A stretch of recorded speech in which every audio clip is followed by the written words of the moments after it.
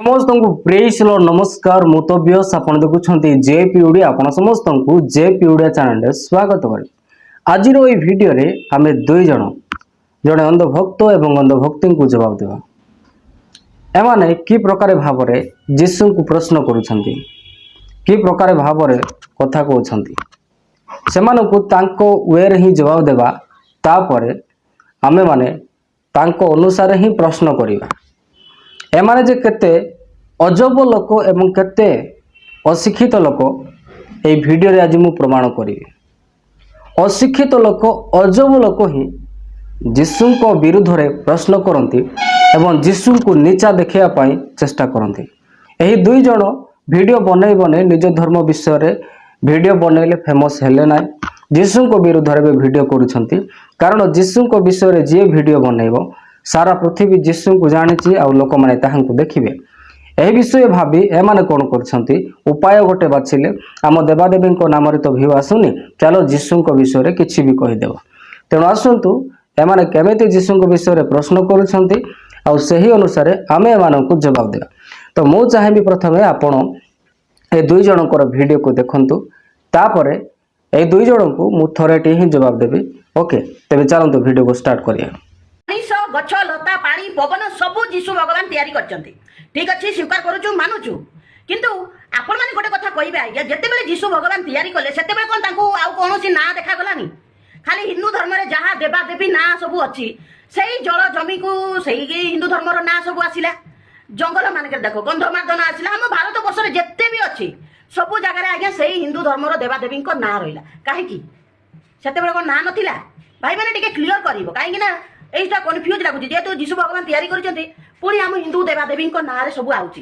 काहे की भाई माने ये पाळभूत माने कहउचंती जीशु आसिकी से पानी आकाश आलुओ के कौन सब सृष्टि करी पकईचंती मु सेई गुटे कथा पचारिबी कि चाहूची प्रे पाळभूत माने भारत वर्ष रे गंगा गोदावरी कावेरी नर्मदा ये सब हिंदू मानकर ना रे कौन पई नामित होईची हिंदू देवादेवी नाम रे कौन पई नामित होईची टिके कहब कि पाळभूत माने ना सेते बेले गंगा नर्मदा बैतरणी ये सब चाउल बस्ता नहीं कन्भर्टेड होइतिलेनी सेथि पई कमेंट माध्यम निश्चित जणे पाळभूत मानकु टिके सुबोधि दियो टिके ज्ञान दियो प्रभु एही दुई जण कहिबा कथा हैला प्रभु जीशु जदि जल जंगल जमी मनुष्य सब विषय को सृष्टि करिसंती पृथ्वी को सृष्टि कले तेबे आम भारत देश रे नदी गुड़िक हिंदू नाम रे नामित कहीं गंगा गोदावरी कृष्णा कावेरी यही प्रकार नदी कहीं हिंदू मानक नाम रे हे अछि आउ जड़े भौणी प्रश्न पचारुछंती जीशु जदि सब सृष्टि करिसंती तेबे हिंदू नाम रे अनेक नाम गुड़ाक कहीं रही अछि कौन ताहार पूर्व रे नाम कौन नथिला कि एमिति माने पचारुछंती प्रथम विषय हैला एमानंकर प्रश्न ही करिवार नथिला जीशु को एमाने निजर मूर्खता को भी प्रेजेंट करुछंती तापरे जीशु को नहीं मध्य प्रश्न करुछंती प्रथम विषय हैला पृथ्वी रो कोनोसी देश रे ता इंडिया हो या फिर पाकिस्तान हो फिर नेपाल हो या फिर अमेरिका हो या फिर नागालैंड हो या फिर न्यूजीलैंड हो जे कोनोसी देश हो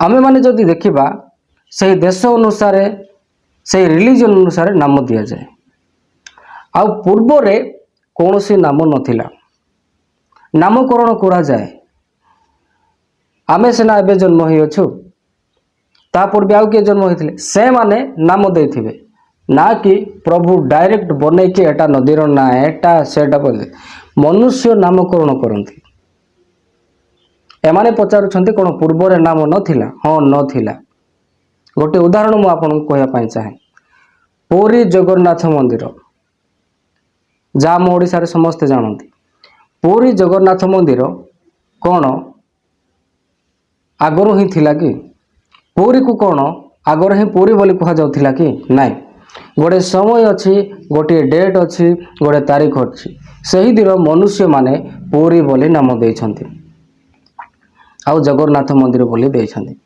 मनुष्य मानक द्वारा नामकरण करा जाए ना कि रजिस्टर है कि प्रभु निजे पठे थांती ଏମାନଙ୍କର ପ୍ରଶ୍ନ ହେଲା ପ୍ରଭୁ ଯୀଶୁ ଯଦି ସମଗ୍ର ପୃଥିବୀକୁ ସୃଷ୍ଟି କଲେ ତେବେ ହିନ୍ଦୁ ଦେବାଦେବୀଙ୍କ ନାମରେ ନଦୀ କାହିଁକି ହେଲା?